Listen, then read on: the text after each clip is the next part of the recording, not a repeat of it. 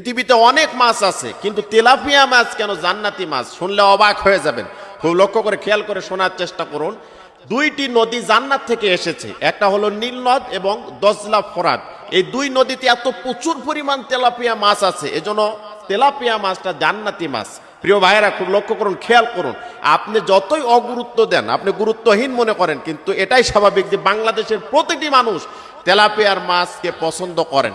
যার কারণে এখান থেকে আমরা কি উপকার পাচ্ছি?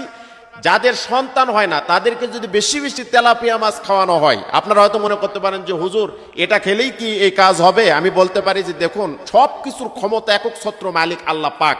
কোনো না কোনো উসিলায় বান্দাকে আল্লাহ জান্নাত দিবেন এবং বিপদ থেকে মুক্ত করবেন, এবং বিভিন্ন চাওয়া পাওয়া আল্লাহ রাব্বুল আলামিন কোনো কিছুর উসিলায় আমাদেরকে দিবেন। তো আমি এটাই বলতে পারি যে যদি কোনো মানুষ, কোনো মহিলা, কোনো মেয়ে, এটা যদি কোনো নারী এই আমলটি করতে পারে যে বেশি বেশি তেলাপিয়া মাছ যে পরিবারে খাবে, তাহলে দেখা গেল যে তার নিঃসন্তান থাকলে আল্লাহ পাক তার সন্তান দিয়ে কোলটা ঠান্ডা করে দেবে, কোল ভরিয়ে দেবে। এই জন্য বলতে পারি যে আসুন আমরা আজকে থেকে এই মাছকে অবহেলা না করে আমরা চেষ্টা করব তেলাপিয়া মাছ খাওয়ার, এবং খাওয়ার সময় ওই নিয়তটা যেন করি আল্লাহর সকল ক্ষমতার মালিক, তবে আল্লাহ তুমি এটার বিনিময়ে আমাকে সন্তান